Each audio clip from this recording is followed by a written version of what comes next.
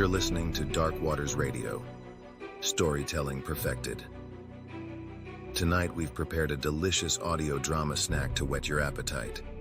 Consider it an amuse-bouche for the full meal our members feast on at iamdarkwaters.com. Our tale begins on the gritty streets of New Orleans, Louisiana, where a case of mistaken identity quickly turns perilous. Our protagonist believes he's just a normal man living a normal life. But when dangerous figures start asking for someone named Tom's, his humdrum reality melts away. Like a scoop of sherbet cleansing the palate between courses, this chilling sample story will cleanse your mind and refresh your spirit. Then you'll be ready to devour the full 12-course menu of thrilling audio dramas, available to members. So relax and enjoy as we descend into the Big Easy. Feel the humidity thickening the air, and an ordinary night is about to take an extraordinary turn. You're listening to Dark Waters Radio, storytelling perfected.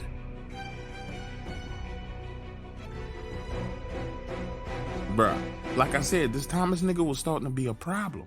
That evening, I go to the pool halls, Mr. C's, to hang out with my partners. We over there shooting pool, and I'm telling them about the incidents, how all these people mistaking me for this dude named Thomas. And they're laughing. I mean, bent over the waist laughing. Talking about how I got a twin brother, how my daddy had babies outside the marriage, and didn't tell me about it, all this other stuff, joking and clowning, you know what I'm saying? Just playing with me, playing. And I'm telling them, I'm like, nah, bro, this is serious. Whoever this nigga is, like, he's well known, and people mistaking me for him. Listen, all that laughing and joking and funning and gaming, that came to an end during Mardi Gras.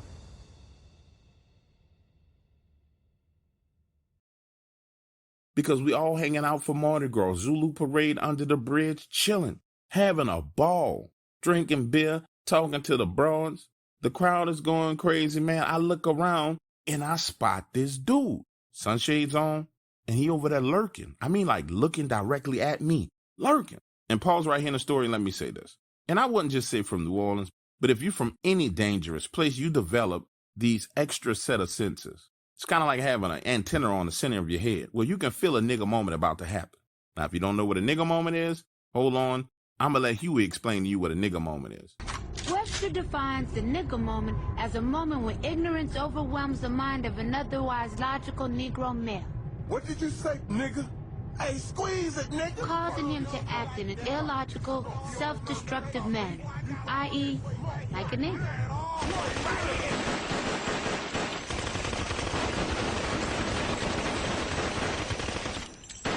Nigga moments are unpredictable. If they had their own category, nigga moments would be the third leading killer of black men behind pork chops and FEMA. It's a fact. Now that you understand what a nigga moment is, I have my radar up and I'm starting to sense one coming my way, because out of all the people in this crowd, we talking about thousands of people outside doing Mardi Gras, this nigga is looking directly at me and he's got these shades on. So I go over to my homie. I tell him, listen, man, homeboy over here got these shades on. He hurking and lurking, looking directly at me, man. I think we need to dip. My partners look over. It's like, nah, bro, that dude ain't paying no attention to you. He at the parade. They write it off, right? But I just can't let it go.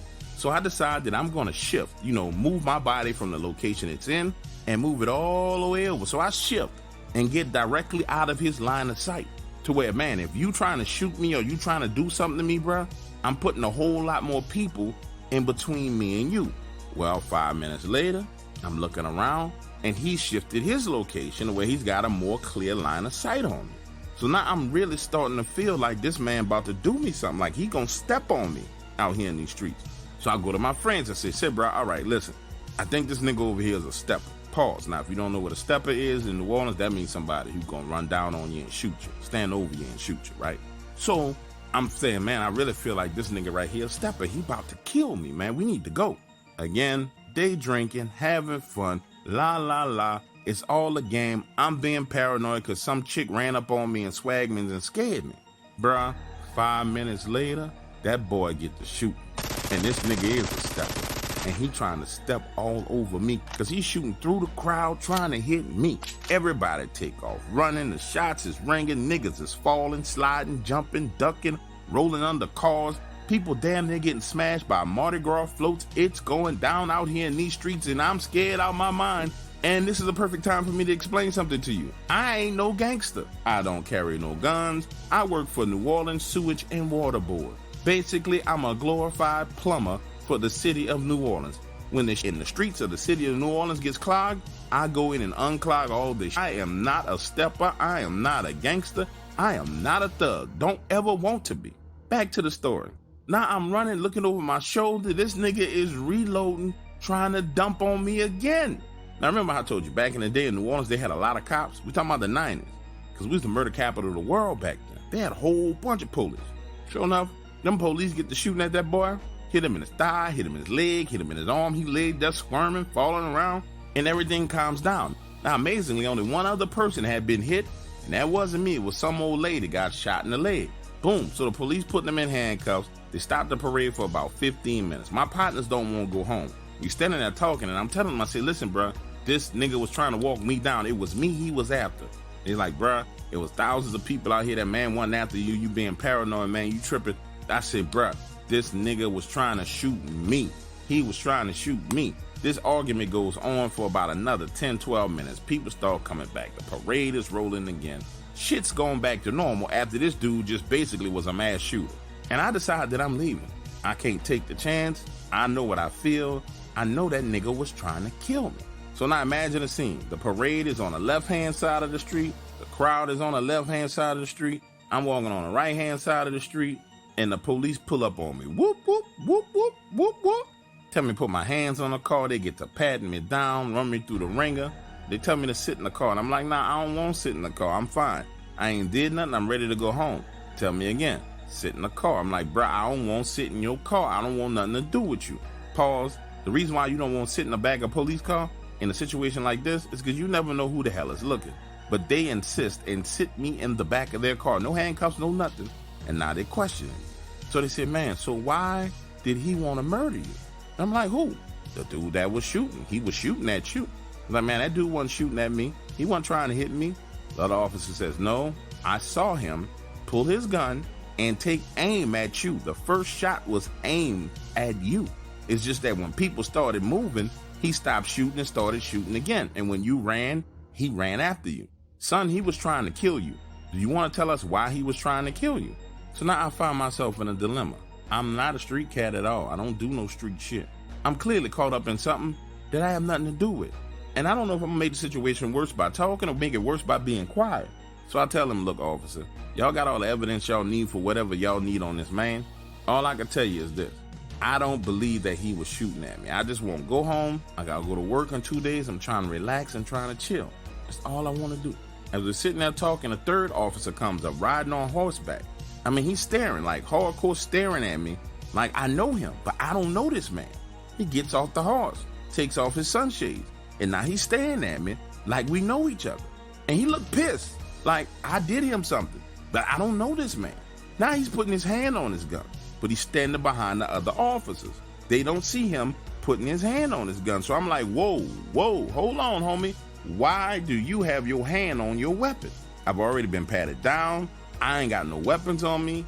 You know, I'm not resisting. I'm not doing nothing. Why you got your hands on your weapon? And he proceeds to start talking about this nigga Thomas. This was the first time I had ever heard his full name. He says, do y'all know who y'all have in the back of y'all car? And they look at him, then look at me. That's Thomas Urquhart. Now I need you to understand something. They've already patted me down. They've already looked at my ID. These bastards know my name is not no damn Thomas Urquhart. But not all of them got their guns drawn. And I'm like, whoa, hold on, baby. What are you doing? Listen, y'all already done patted me down. You know I don't have no weapon. You done looked at my ID. You know my name ain't Thomas. What the f is wrong with you niggas? But little did I know back then that my doppelganger, this nigga here, Thomas? Man, Thomas was one of the most dangerous niggas in the state of Louisiana. And I just so happened to look exactly like him. Again, the officers check my ID and they realize that I'm not him. And you see this look of relief come over their face. But for me, in my mind, I'm sitting there saying, man, you know, something's really got to be done about this. This is the third time somebody done mistaken me for this nigga. And each and every time that I've been mistaken for Thomas, whose last name I know now is Urquhart, this nigga done almost got me hurt in some way, shape, or form. So now I'm talking to the police and I'm telling them, I'm saying, listen, This whole mistaken identity thing, I think it's going to get me hurt. You know, I don't know what to do. I work for Sewage and Water Board. What do you guys think I should do? Now, remember the cop I told you came up on the horseback riding on the horse? He says, boy, if I was you, I would move. I'm like, move? He said, yeah, I would move out of the state, go to Mississippi, Alabama, Florida, go somewhere like that. But it don't matter where you go in Louisiana because they've been looking for this boy all over the place. That's when the police go and explain to me that the dude with the sunshades on that was standing under the bridge that decided he was going to draw down and shoot at me, that he was a hitman. Straight up stone cold paid killer.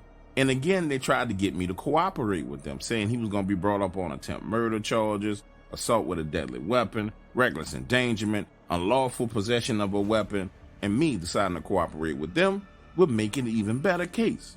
I'm like, nah. Now listen, I was born in New Orleans. I was born that night, but I wasn't born last night. Technically, it's a case of mistaken identity. It ain't really my problem. The nigga wasn't trying to kill me. He was trying to kill Thomas. So I'm like, nah, I'm going to go ahead and pass. They let me back up, and I proceed to walk to my vehicle and drive home. About a week passes after that, and things are cool. Starting to forget everything that's done went down, all the craziness that happens. I'm out uptown working by Harrell Park. And I got the street blocked off. We got the sewer vac coming out. And I'm just standing there waiting on my coworkers to come when this black SUV pulls up. Young dude hops out. He's not dressed in suit and tie and nothing like that. He's kind of dressed in his hip hop gear. Walks up to me and says, Richard, FBI, flashes his badge and starts talking to me. He says, man, looks like Mardi Gras almost ended real bad for you. I'm sorry to hear about that. Now catch this that he starts pitching at me. He said, listen, it come to our attention that you got a case of mistaken identity on your hands. And I know that you're thinking that this is probably going to go away on its own. You know, if you just keep your head down, work, stay out the streets, it'll be fine. He says, but man, I want you to know something. That's not how this is going to go. Then he hands me his card, gets in the vehicle, and pulls off. Now, I'm not going to say that everybody in New Orleans is a gangster, because that would be untrue. But everybody in New Orleans has the potential to be a damn gangster. That is 100% true. When you combine the level of danger that you encounter growing up in that city, no matter where you're from, you could be the liliest of white kid from uptown New Orleans on St. Charles Street. The minute you go off one block from St. Charles Street, you can get robbed, stabbed, shot, killed. Anything can happen. So it didn't surprise me that this young FBI agent was coming across not like an FBI agent. He was coming across like a gangster with a badge. And so now I'm standing there thinking to myself, man, you know, this shit is getting out of control. That wasn't an offer for him to help me. That was a threat. So now I got threats on the street associated with Thomas. And now I got threats from the FBI about Thomas because I look like Thomas. But I'm not Thomas. Listen, let me tell you something. The situation got so bad the next day I took off work and I went to go see my pops, to sit down and talk with my dad. Let me tell you a little bit about my dad. He's old school. Traveled from Detroit to New Orleans years ago. Met my mama. Fell in love with her. Decided he was never ever going back to Detroit. They ended up having a family and I was raised here. So now I'm sitting in the living room talking to dad. And he's like, what's going on, son? How's everything going? And I start to run it all down to him.